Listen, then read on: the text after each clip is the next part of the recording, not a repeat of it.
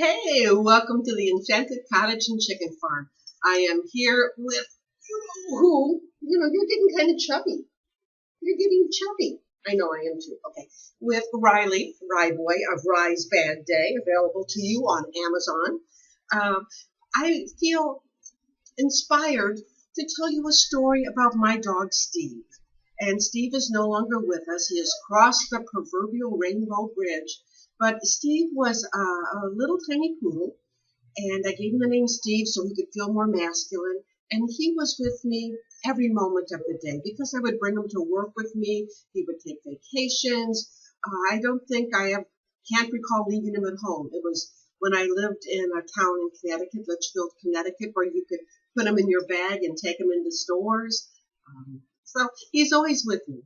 But you know how dogs always like to come with you into the toilet? I don't know why. When I was a foster mom and had 10 dogs in a very narrow bathroom, they would all come in. And the only way we could get out is if all 10 would march out backwards. So they really learned walking backwards quite well. So back to Steve. I was on a camping trip once with Steve. And of course, being always with me, he comes into the outhouse. And he's on the floor in the outhouse. I'm sitting up on the toilet in the outhouse, but this outhouse was a double-seater. Now, really, can you imagine going into a double-seater, sitting next to your friend or your spouse or who? Why would they make a double-seater? Well, can you guess? Steve decided he wanted to come up and sit next to me on what he thought was the bench. Only up he came and down he flew, right into all of the you-know-what, the poo.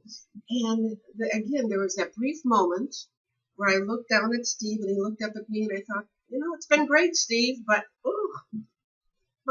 as you would imagine, I pulled him out and dealt with it.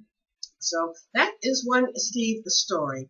But, thinking about there was another Steve story just dawned on me too. He was with my stepdaughters and ex-husband, and they went to go get a pizza, but they went to check our cow first. My ex-husband was a John Deere dealer. So when they went to check the cow, Steve decided to check the end of the cow, and the cow decided to poop on Steve. And so here are two teenage girls, one man, who was my husband at the time and is their father, with a dog that had been pooed on by a cow, picking up the pizza and coming in. They were not happy when they brought everybody into the house. Steve, too. The Steve 3 story that I was thinking about was, you probably don't know this about me, but I have some fears. Spiders are real high on the list. Snakes are very high. And dark. I'm working through dark. I don't think I'll ever work through spiders and snakes. Ziggy? Here's Ziggy. Hello, Zig. Say hello. You causing mischief, Mr. Street Thug? Don't fight. Fighting's not nice. Kissing's good. So this is Ziggy. I'm going to tell a story about Steve if you'd be quiet. Ziggy's going down. So it was the night that I let Steve out to go potty. And it was a front porch in a house in Florida. And Steve goes out. He's kind of blind. And he's kind of deaf by this point. And the biggest, most humongous, gargantuan, behemoth spider about the size of my hand or worse landed right on Steve's butt. And sort of like that outhouse story, I looked at him, I thought, Steve, I don't do spiders. And I was almost going to go back in the house and just leave Steve to deal with it and see what happens. But, he's our guy. So I started, and the spider fronted. Poor Steve's looking at me like, what the heck are you doing to me?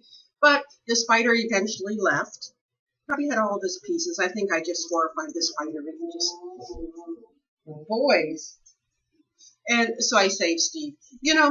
Talking to somebody who has either pets or children, like if you're talking to them on the phone or as I'm making these films, it sounds like somebody with Tourette's. Like, sure, I'd like to meet you for dinner. Don't you pee on that. Yes, that would be great. Get that out of your, Anyway, you with pets, kids, animals, who knows, you know what I'm talking about. I don't know if you can hear that. Riley does scream like a girl, and I've gotten some feedback that I shouldn't say scream like a girl, but I can't think of a better way to describe his little pubescent voice. Maybe like a pubescent choir boy. Have a wonderful, what day is this? This must be Tuesday. Have a wonderful Tuesday. Sprinkle magic wherever you go. Little fairy dust, just whimsy, and have a great time. Don't take life too seriously. Don't sweat the small stuff. See you later, alligator. You can tell the difference between an alligator and a crocodile. One you see later and one you see after a while. Signing off.